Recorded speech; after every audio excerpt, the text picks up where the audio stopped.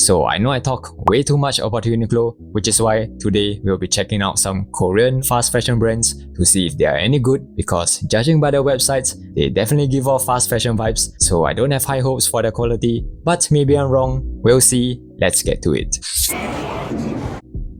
Okay, first up, Spao, which is basically Uniqlo but trendier. Or so I've heard. You've got pieces like this oversized Oxford shirt that doesn't have a button-down collar and this knit polo, but for the purpose of this video, I'll just take a look at some basics. And the first thing to always start with are the t-shirts, because as my wise Italian teacher once said about Italian restaurants, if the margherita sucks, everything else will probably also suck. Not in those exact words, but you know, you can tell a lot about the brand just by looking at the quality of their t-shirts. Now, Spao offers a lineup of t-shirts in different fits and widths, one of which being this Supima regular fit t-shirt.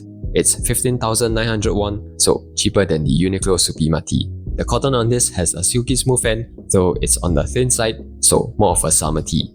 Also, it's made in China, as is typical of most fast fashion clothing. No complaints though, because the seams are all neatly sewn on the hem, sides and collar, with 12 stitches per inch on the collar if you're curious. Again, typical, as well as tape reinforcement at the back of the neck.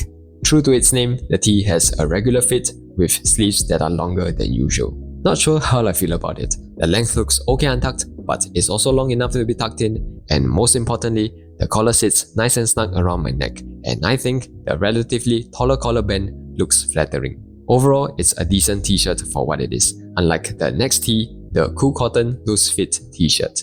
Basically, it's Spao's answer to the Uniqlo U Airism tee. It's even got a similar price point, and compared to the Uniqlo U Airism tee, it's got 4% less cotton. Doesn't sound like much, but the t-shirt feels plasticky on both sides, unlike the Uniqlo tee, which is at least soft on the front cotton side.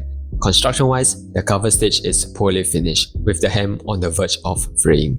Then again, it might just be this piece. Regardless, doesn't reflect well on their quality control. Fit is pretty much like the Uniqlo U Airism tee. In other words, an oversized, boxy fit with drop shoulders. I guess one thing that's better on this tee is how the collar stays flush and snug around my neck. But overall, hard pass. Okay, enough about t-shirts. Let's check out this Hawaiian shirt.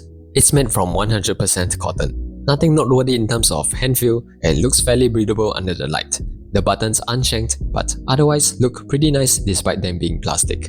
The buttonholes, on the other hand, aren't the neatest, and there isn't pattern matching on the front placket. The side seams are double needle chain stitch, but I prefer a more refined flat felt seam like on this Uniqlo Hawaiian shirt I got from a few seasons back.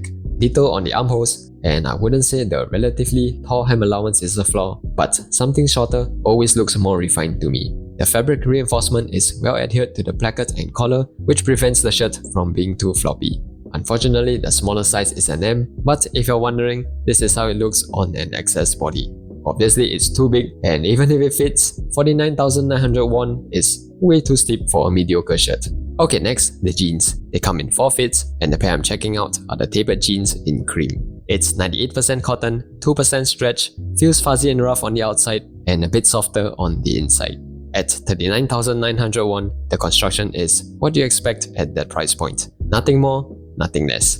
By that, I mean the denim is non-salvage, the hem, yoke, waistband, inseam and outseam are chain stitch, and obviously you're not getting details like raised belt loops or hidden rivets. But at least the zipper is YKK and the button is branded, though the latter does feel like it's hollow inside.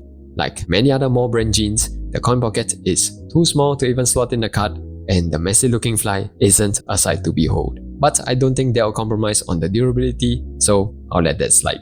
Now, the absolute deal breaker for me is the pocket bags. They are too shallow to fit in my hands, don't feel nice on the skin because it's a 90-10 polycotton blend, and so thin they'll probably not last very long. I'm wearing a size 28, and apart from the hem that needs to be shortened, the medium rise and tapered leg don't actually look all too bad on my slim build, and the nicely spaced out back pockets, not as common as you think, makes my bum look proportional. Overall, it's a nice fit. Price is acceptable, denim is okay, pocket bag not okay, and the construction below average. Okay, I'm feeling too much like a creep filming in the changing room, so let's move on to the next store, Top 10. First impression is that they are basically Uniqlo. I mean, the store layout has that Uniqlo vibe. The clothes, like this pig polo, is practically a one-to-one copy, and they've even got a similarly named goodwear range the Barber S jacket that was all the rage last season, and a Peanuts collab. Actually, maybe they're even better than Uniqlo cause side adjuster shorts. Anyway, let's check out their Supima cotton tee. I tried one in a V-neck, and apart from the V-neck, everything else is made like, feels like, priced like, and fits like the Uniqlo Supima tee. Everything except the quality control. You can see that the cover stitch on the hem is not nicely lined up against the edge, which honestly is quite shocking.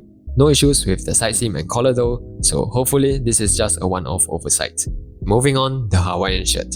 The fabric on this feels cool and airy to the touch. Definitely much nicer than Spao, and probably due to the 40% rayon. Other than that, it's got a similar construction. Double needle chain stitch on the side seams, plastic buttons that unshanked, and a relatively tall hem allowance. But unlike Spao, there's pattern matching on the front of the shirt, so that's good. But again, there seems to be some issue with quality control cause the reinforcement is already peeling off the placket. Overall, not really sold on this, but for 39,900 won, it's okay I guess if you really like the print. Now onto the OCBD. The fabric is a little bit thin for an Oxford cloth, though there's still some structure and softness to it, so no real complaints here.